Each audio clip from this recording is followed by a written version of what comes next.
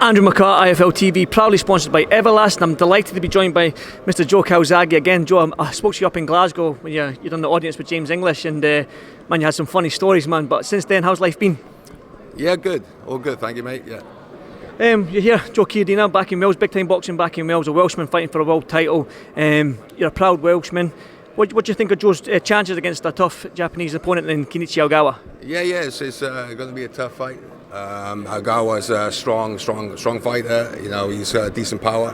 What I've seen of him, I'm more experienced than Joe, but I think with Joe, you know, he's got a lot of skill, a lot of talent.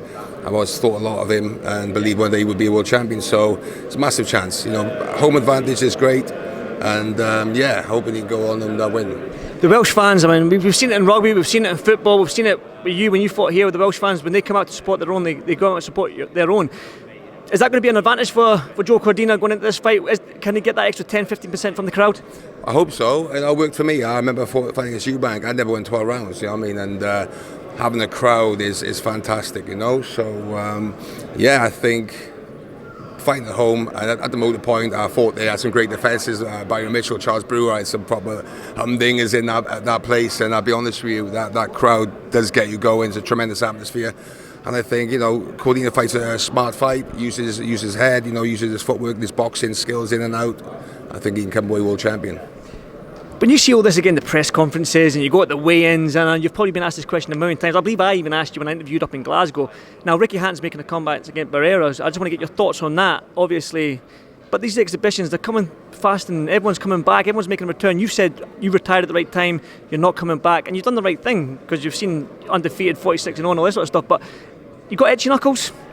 No, not at the minute. See how it goes Saturday's first fight I've been to for a while, but yeah, you know, I sort of done a bit of training, started getting back into training like 50 now. Like I said, I always had injury problems, but you know what, it's nice to be back in training. I've had a long list of people have queried about me having an exhibition, which is good, because, you know, you're still remembered and not forgotten about, and you're still the main man. So, you know, being the best in the world as fighting is great, but to be honest, you know, I give him a tip. Even though I do an exhibition, I got to be shell form of money, so I got to be trip. Ricky Hatton's coming back against Barrera in Manchester. I mean, it's selling out the arena.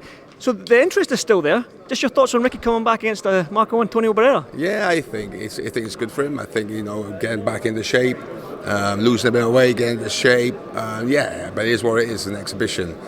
I hope it does well, and I love Barrera, I love Ricky Hatton, both great fighters, and it should be good fun. I ask one more question, Joe, before I let you go and get everything sorted.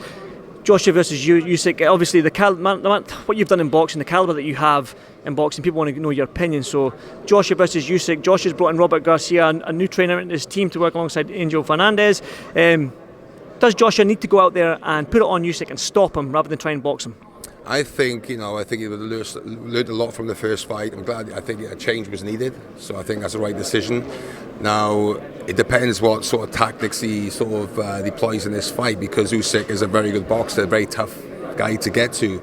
But as you've seen in the first one, I think it's important that Joshua puts the pressure on him quite early. How that is, we'll have to wait and see. But I think, you know, he knows he needs to put the pressure on him. I think he got tired late in the first fight, so I think he needs to go in there and stamp his authority, close the gap, maybe rough him up, you know. So yeah, hey Joey, what's happening, man? There's the champ there. Good. Welcome, Team Everlast, to the Team Everlast Fitness app.